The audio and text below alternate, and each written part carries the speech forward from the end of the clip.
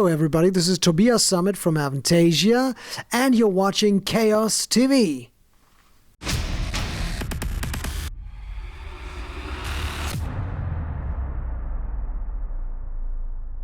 Hello everyone, Chaos TV is today here at Hotel Hilton Strand in Helsinki, Finland, and we have the pleasure to talk with Mr. Tobias Sammet from Avantasia. So first off, hello and welcome to Helsinki. Hello everybody, hello, and thanks for having me in Helsinki. So in general, how has the winter started for you so far? Well, it didn't start too bad. I mean, the climate change doesn't make winters that bad anymore. No, that's not a politically correct answer. Well, it's okay. I mean, it's a little bit dark over here, up here, I have to say, but I don't really mind. I like winter. I like Christmas. I like feeding birds in winter, which gives me great joy. And yeah, it's okay. Still, I prefer summer. So are you actually like more inspired in the summer compared to the dark times, or does it matter for you? Not really. I can really write well in summer evenings. Evening is very, very good. Twilight is good in summer. In winter, it gets a little more Christmas-ish, and you have all those little scent candles at home, the perfumed candles, you know, and everything gets a little more cozy inside, and that's a very inspirational time as well. I like red colors, and I like burgundy colors, and burgundy and red are really Christmas-ish colors. And so I like that wintry atmosphere. Yeah. And also my albums, I believe, are always very wintry. I call them wintry. I don't know if it makes sense, but they are wintry albums. Like Mystery of Time even had a wintry cover, and the dark blues and the moon and the snow. There's not so much snow on the Ghostlights album, but it is a wintry album because the trees don't have leaves. What was the question again? No, I was actually going to ask you that how has the winter started in general? Okay, yeah, good. So we are doing the interview obviously because you are going to release the next Avantasia album, Moonglow, on February. Mm-hmm. So overall, what kind of process was this album for you? Was it like a typical when it comes to writing, or did it differ somehow this time around? It was not typical in a way that after I had done the Ghostlights tour, the previous Avantasia tour was finished, I was feeling that I was about to become stuck in a routine. And I didn't want routine, because routine is death for creativity and for anything we do as creative artists. And I felt like, well, it's just about the next album, the pace, the rhythm, the schedule. When's the next album coming out? Who are you going to play Wacken with next year? Avantasia or Edguy? It was just everything was set. Everything was scheduled. Everything was predestined. So I found myself in a situation where there was no schedule because I had no record contract, neither for Edguy nor for Avantasia. And I knew I could slow down and have my own pace. So I said, I'm not going to do anything anytime soon. I'm just going to see what comes out if I want to be a little creative. And I built an own studio, which of course leaves you tempted to work even more because you have your own studio at home. So, and that's what happened in a way. All of a sudden I had all possibilities to work at home, and I did it, I have to say. But still I didn't have any pressure, and I didn't have any schedule, and I could take all the time in the world. And without a deadline to face, I was even more creative, strangely. I had all ideas all of a sudden again, and and I captured them and worked at home. And 2 years later, I found out, I'm afraid I've got a new record ready, even though I didn't want it. Okay. But yeah, it can happen that also, that if you don't have any sort of like deadlines, you would end up doing nothing. So, but for you, obviously, it worked. Yeah, well, it was. I had no. Well, sometimes when you have a deadline, you're working more focused because you have to function as a machine. Yeah. I have functioned like a machine for 25 years. I didn't need that anymore. I knew I can be creative at my own pace, and if it happens, it happens. If not, it doesn't. So it was a free way of working for me, and I did. It felt actually pretty good. So you have said, where is it?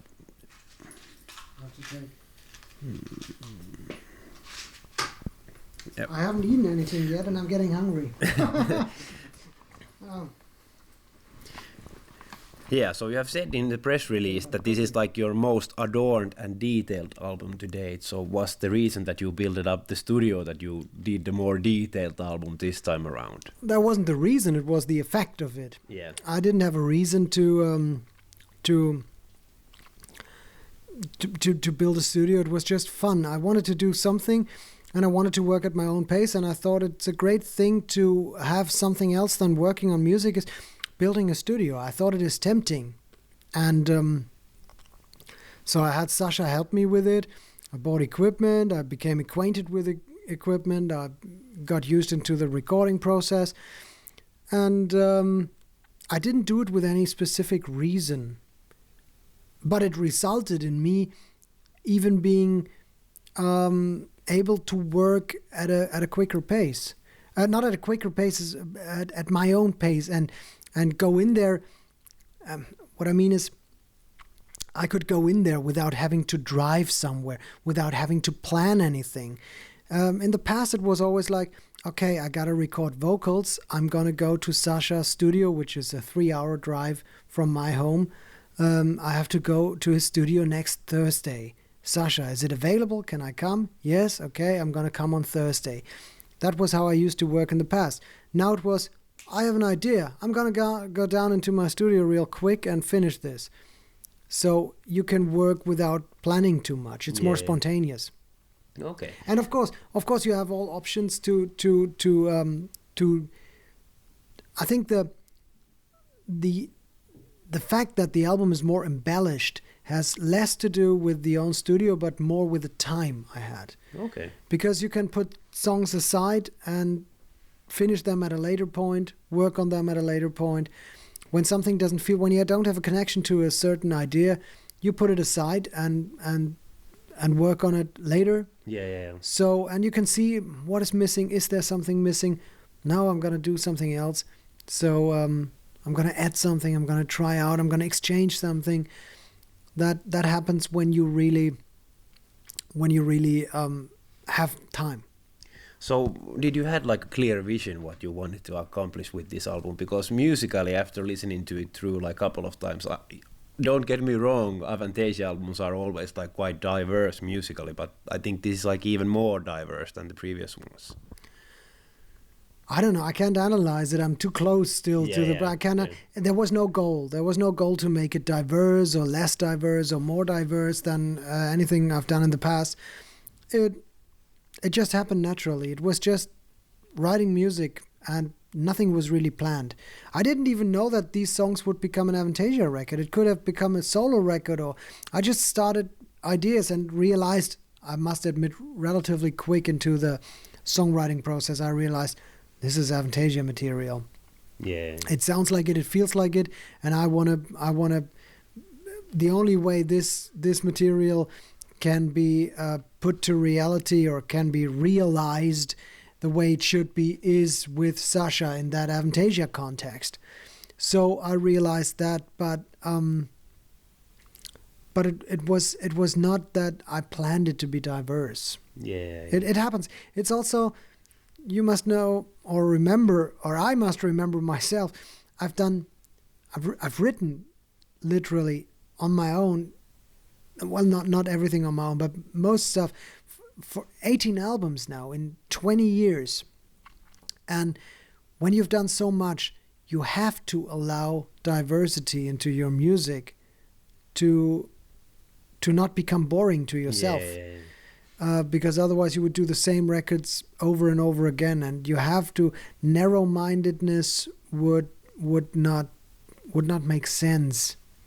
But I think it's also like harder and harder to think outside of the box the more albums you release. I guess it's becoming harder and harder to please yourself.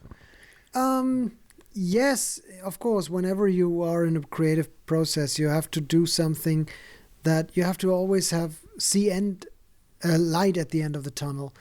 You have always to have a goal to do something that is astounding to yourself. Yeah.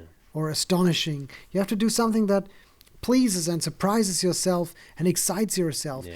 And you have to make sure that this happens. But it doesn't necessarily mean it gets harder. A good song idea is a good song idea, and you shouldn't really make this a science also. You shouldn't perceive it as I have to create something I have never done before. I never perceive it that way. Of course, if it's something that I've written before, I will say, it doesn't really kick me. I have a feeling I've written this song before.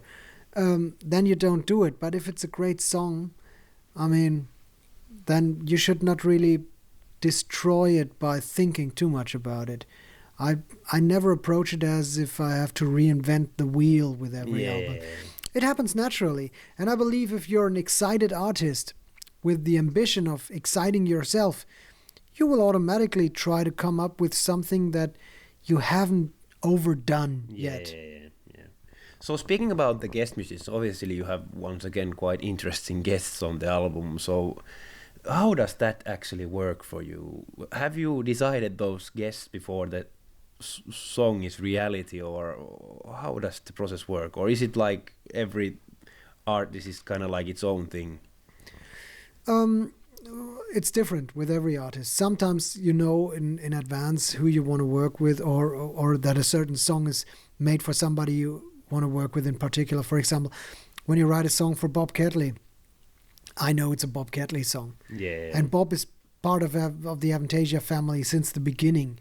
So Jorn Lande, Ronnie Atkins, Eric Martin, Michael Kiske, these people are so well rooted in the back of my mind, in my musical DNA.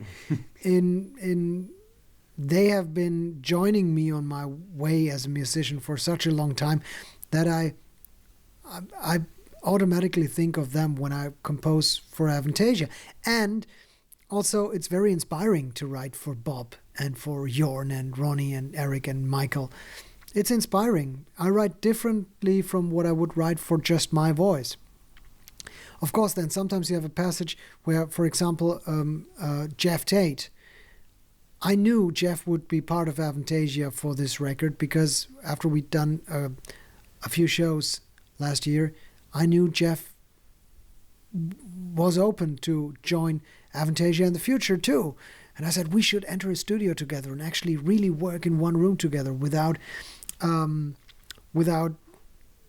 doing just sending files back and forth. Yeah. And he said, yeah, sure, let's do it. And we did it. And I was so blown away by how great he sounds and how much life he was breathing into those songs, Alchemy and Invincible, and also Piper at the Gates of Dawn. But you sometimes you know that a certain musician will sing on a song. Sometimes you just have an idea of the type of voice, like for example the song that Candice Knight did, Moonglow. I knew the voice. I had the voice in my mind, but I didn't know who it belonged to. Okay. So I knew it had to be a voice that has something very innocent, a voice with a very, very good intonation that could carry a very complicated melody, because the melody in the chorus is actually pretty difficult to sing. So I needed a certain singer, and it was demanding a lot, and I did not know who could be the singer for that particular song. And I thought, Candice Knight. She's usually singing different kinds of vocals for Blackmore's Night, but I knew she would be perfect for that song, and I asked her, and thankfully she agreed and liked the song. And so it's always Hansi Kirsch is a different story. I had this passage for the Raven Child, the intro for the Raven Child, and I thought of a Celtic voice, not a Celtic voice, but a very innocent voice that could transport such a Celtic feeling, world music, Celtic harp song. And I thought of a female voice in the beginning, but then I thought it would be too obvious. And all of a sudden, Hansi popped up in my head. And I called him, or I sent him an email first, but we've known each other for so long. And he said, yeah, cool, let's do it, I'll do it. And yeah. So has it ever happened that you have had some voice in your head for a certain song and you haven't been able to actually have that musician that you have wanted to that song? Absolutely, yeah, absolutely. There was, for example, for the Ghost Lights album, I wanted to have Meatloaf for Mystery of Blood Red Rose, but Meatloaf said, I don't know what he said because I never spoke to him actually, but his management said, no, it doesn't work. For some reason, in the beginning it looked good, and then they had different plans. They were planning a Meatloaf comeback with his own album, which they did. So it didn't work. Of course it happens. I wanted to have Bruce Dickinson for that record, but it's already a running joke. I want to have him every time. But Rod Smallwood, Rod is very protective of Iron Maiden. Of course. And it's good like that. So I'm a huge Maiden fan. I'm happy that Bruce Dickinson is exclusively in Iron Maiden. Not so happy as the manager of Avantasia. I'm not so happy. But honestly, everybody's happy that Bruce is the singer of Iron Maiden, and Rod is very protective of Iron Maiden, so it didn't happen. So is he kind of like the top list on your bucket list, what you would want to have to sing for an Avantasia album? Well, I never seen Avantasia as a trophy collection, so there's no such a thing as a bucket list, really. It's like Bruce has meant a lot to me, and I think he would have sounded really great on the album. But it didn't happen. It will probably never happen. But it's not that I have this huge bucket list. No, nothing like that ever. No, I don't want to make Avantasia too gimmicky. Yeah. I don't want it to be really a trophy collection. A lot of these all-star projects, sometimes there's all-star projects, but you know what I mean. Yeah. There are these with many singers, and sometimes you read it and you read, there's 25 guitar players and 1,500 singers and 12 bass players and 15 drummers and everybody against everybody. And sometimes you read it like it's like a trophy collection, which is fair enough. Usually those albums doesn't even sound good because they're too forced in a way. I don't want to judge, but totally understanding what you mean. I never really wanted to.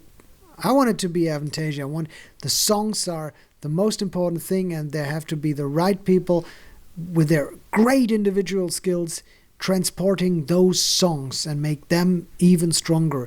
And I think I've managed to accomplish that with Avantasia all the time. I don't have 50 singers, but I have 10 singers that are amongst the best singers in the world. And I realized in the past that people were making more and more suggestions like ask him or ask her and get Robbie Williams and but really truly things like that. Get Robbie Williams and Steven Tyler and Bugs Bunny and the Pope. Yes, but would you see yourself working with some rap musician or something totally out of the box? I'm not narrow-minded, but rap is not my type of music, I have to say. Yeah. But I'm open-minded, but I just wouldn't know what they could contribute. Probably not into Avantasia. It probably wouldn't fit. No, but like the way that Run DMC and Aerosmith work together, great song, great idea, great everything. Yeah. Yes, I would.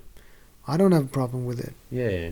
So in the end, a bit about the future plan. So what's in the scope after releasing the album? Can we have the pleasure of seeing you playing an Avantasia show in Finland, or what kind of plans do you have?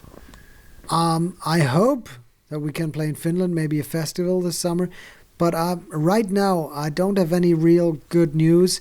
No news at all, I have to say.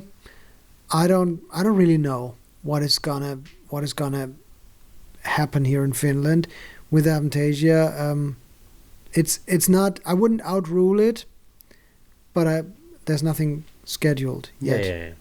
So hey, thank you a lot for your time and all the best for the future. Anything you want to say as last words to all the Finnish fans watching this? Well, I want to thank you I want to thank everybody here in Finland. Finland, I just realized when I came here yesterday to Helsinki, it's probably it's the city that I have spent most of my time except from my home. Because we've done so many albums here in Finland. I've spent summers here, I've spent winters here, I've done everything. And it feels like coming home, and I want to thank all of you